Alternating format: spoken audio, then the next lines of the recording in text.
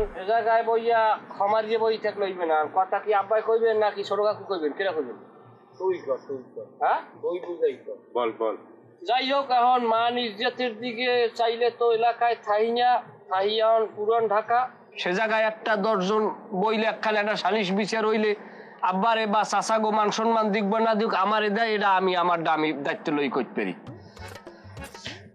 বেদবি ক্ষমা করবেন। জমিটা হইছে যাইয়া এই যে দোলন দে, এর বাপ ওইলে যাইয়া নিতাই চন্দ্র দে।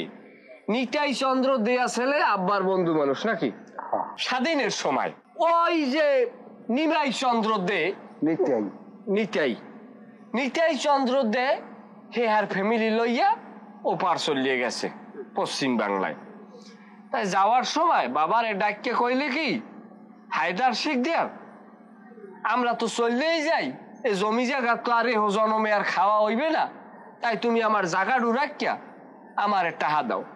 বাবা আবার হিসেব করিয়ে দেখলে কি জমির দাম কত বাবা, কত 800 850 টাকা দাম হয়, 850 হেবছর বলে মায়ের প্রথম বিয়ে হয়েছে না? আব্বাই পহেলা বিয়ে হচ্ছে, আব্বাই কাল নয়াল মালু, কালে বয়স বেশি না, ফুরফুরা মেজাজ, তাই আবেগী মানুষ, আরো প্রেম প্রীতির বিয়ে। তাই মায় আবার কয় যে ওরা যাইবে যেহেতু 800-900 টাকা দাম হয়, তাই হে সময় বাবার অনেকগুলো টাকা, দাদা আবার একটু বিত্তশালী হলে তাই মায় কয় কি একটু বাড়াই ছেড়াই দিয়ে। তাই ওই এটা ওই হের বন্ধুর ওই বউ হার আইয়ে ধরিয়ে ভরিয়ে হচ্ছে, তাই 2000 টাকা দিলেন না? টোটাল 2000 টাকা দিলাম। টোটাল 2000 টাকা দিয়ে গেছে। জমির দাম হয় 800-900 টাকা দিয়েছে, 2000 টাকা একটা মানবতা করছে না? ওই ফুটি ছড়ে দিয়েছে আর কি, নতুন বিয়া আর টাকা উপস করছে না না না না হইছে কি ওই যে ওই ছোটকালে তো এক মাঠে খেলাইছি, এক পুকুরে না, ওই মোহাম্মতে দিতেছি। যাই হোক, এখন ওই সময় হইছে কি দলিল দিয়ে গেছে, চলে গেছে। এখন এই যে দোলন দে এর দাবিটা কোন জায়গায় দেখছেন? এই রাক্ষসের বাচ্চার দাবিটা কোন জায়গায়? সে এখন আইছে তারা আরএস সূত্রে মালিক। তাই আমি কইলাম, ও ভাই তুমি যদি আরএস এর মালিক হও তাইলে তোমার এস এর মালিক হইতে হয়। যদি তোমরা সেল না দাও তাহলে তোমার যে বিএস রেকর্ডটা গাইয়ে গেছে 2004-5 পর্যন্ত মনে হয় যে বিএস করছে না, তা বিএসটা যে করছে তাহলে বিএস এ তোমাকে নামে বিএস গাইয়ে যাইবে না? এখন কয় না বিএস সিএস লাগবে না, আমাগো কি আছে কথা কয় না, আমাগো আরএস আছে। কইছে না আপনার দার ভাইয়া? কইছে কিনা?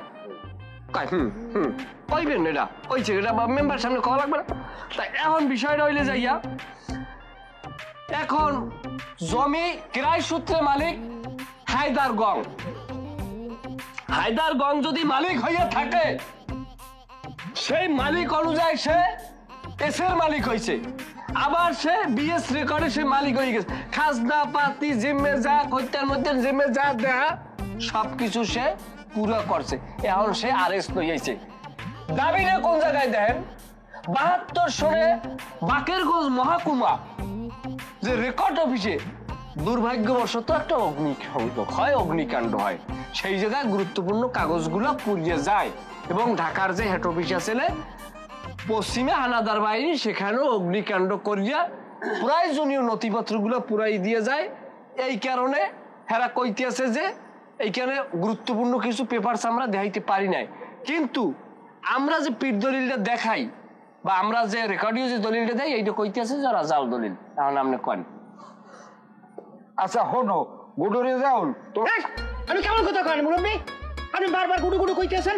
আমি যখন ছোট ছিলাম তখন কাগজ পাতি জায়গা জমি সম্পর্কে আমি বেশি জানতাম, এই জন্য মানুষ আমার গুডুরে জল কইতো। আপনি বুড়ো হয়েছেন, চুল পাকছে, আপনি হাজারের মতো দেখায়, তারপর আপনি খালি কথায় কথায় গুডুরে জল করেন, মুখ সামনে এই কথা কইবেন। এরপর ওরে বাবা ভুল হয়েছে, আর ঘটনা হ্যাঁ না যা কই একটু বোঝার চেষ্টা করো।